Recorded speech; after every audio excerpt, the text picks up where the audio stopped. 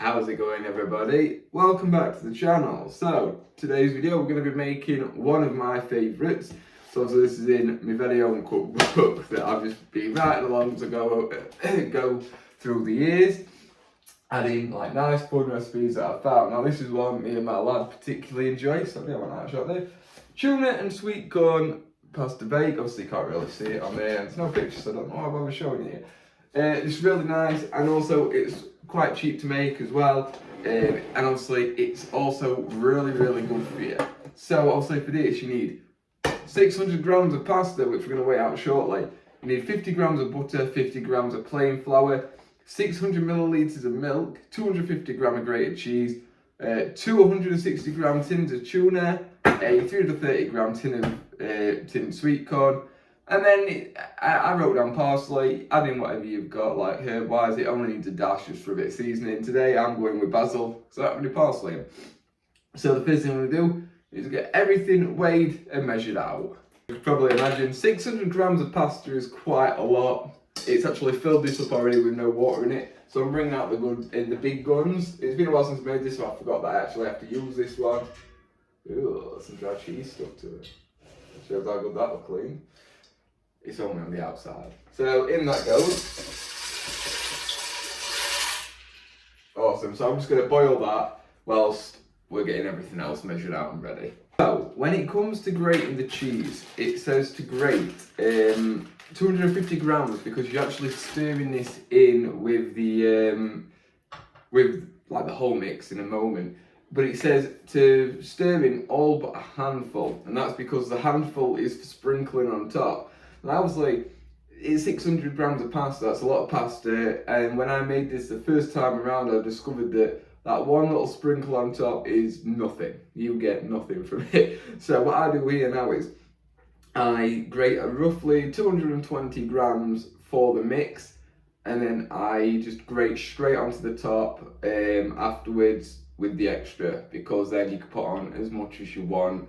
Obviously I'm just using normal mature cheddar. Use whatever you want, like Parmesan's fantastic, and that goes really nice in things. That would be a nice one to mix up with and mix in. So everything is now ready. So the first thing we're going to do is the 50 gram of butter straight into a saucepan, and we're going to melt it. So just to let you know, I've got the heat currently whilst I'm melting the butter on like kind of like a medium high. Let's just move us over here. So there you go, you can see it even better now. Obviously I don't want to burn the butter too much, and also the flour's going in next, and I really don't want that to just go too clumpy. The butter's now melted, so we can add the flour in. I'm just going to do a little bit at a time. Again, I just don't want to risk it just going straight to clumps. Obviously it's going to be a bit clumpy, but the milk will sort that out. Okay, so now you can see what we've got. It's kind of like a paste from the butter and the flour, which is completely normal. So now bit by bit we're going to add the milk, like so. So obviously this is going to soak in and then mix in, and it's going to turn it into obviously a very much more smoother mix, just like so. And then as soon as it looks like it's stiffening up, add some more in. Obviously don't just pour it all in, because it just won't take as well at all. Because as you can see, just doing it bit by bit, nice and gradual, it's just perfect. Should point out, just whilst we're mixing all this together, preheat your oven to 180. It's not going to really cook that well if you don't preheat your oven. Oh well, it would, but you'd have to wait obviously for it to warm up later. I only just realised that now because I was currently forgetting to preheat the oven.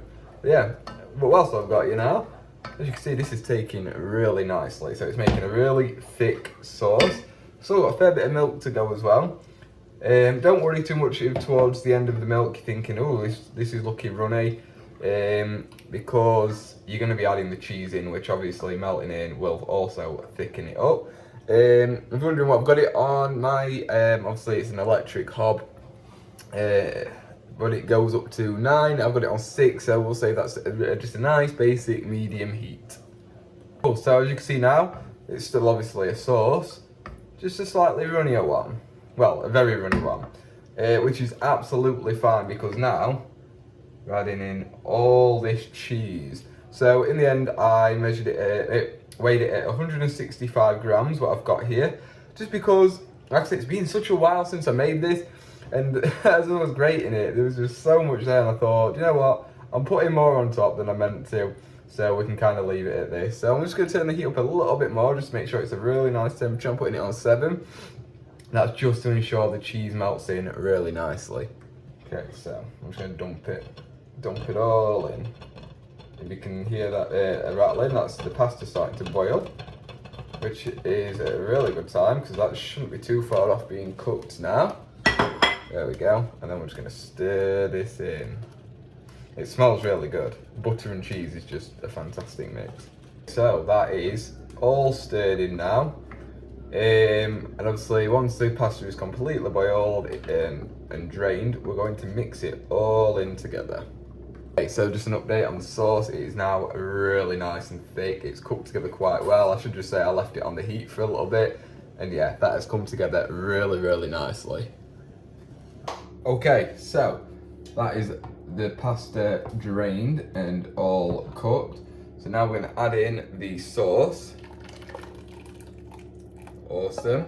I'm just going to scoop out the remaining bits because obviously it's gone nice and thick. There's a bit of it just around the bottom of the pan, but that is perfect. So now I'm just going to give that a stir in. And as you can see, well, you can't actually see, bad lighting. It's usually better because I use sunlight a lot for it, but we're having a bad day today. But there we go. It's very creamy. And now we're going to add in the tuna.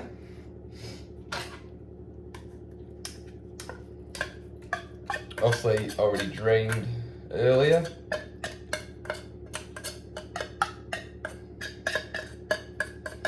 That's 1 can. And 2 cans. Awesome. Yes, 2 different brands are now. It happens.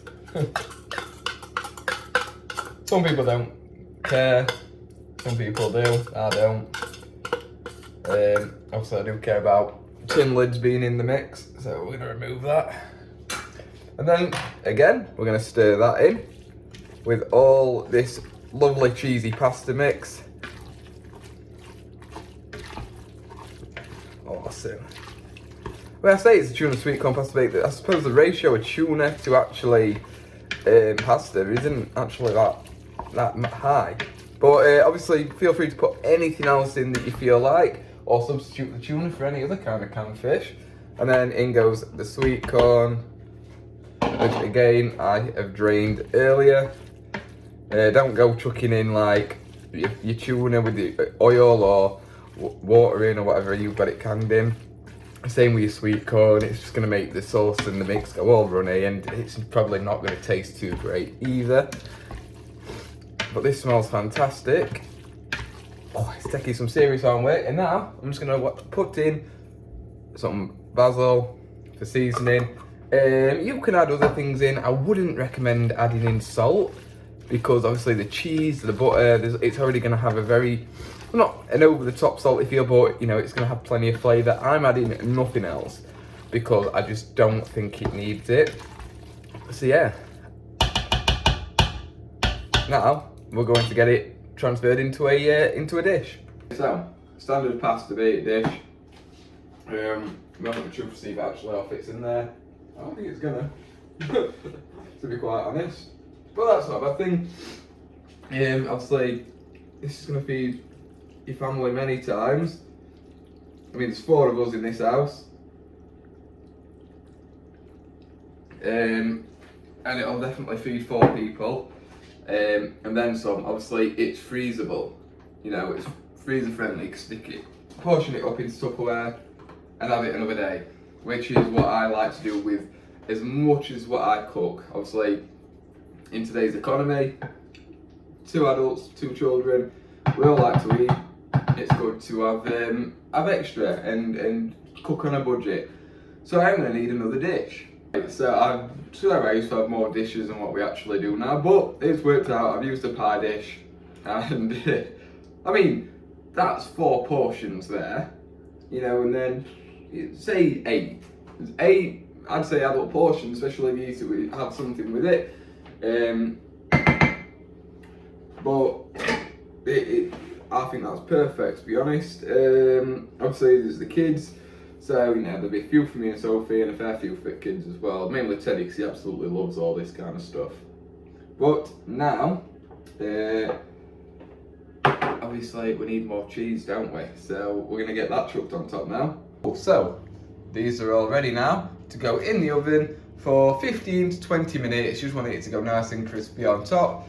And yeah, so see you in 15. Okay, so it is done.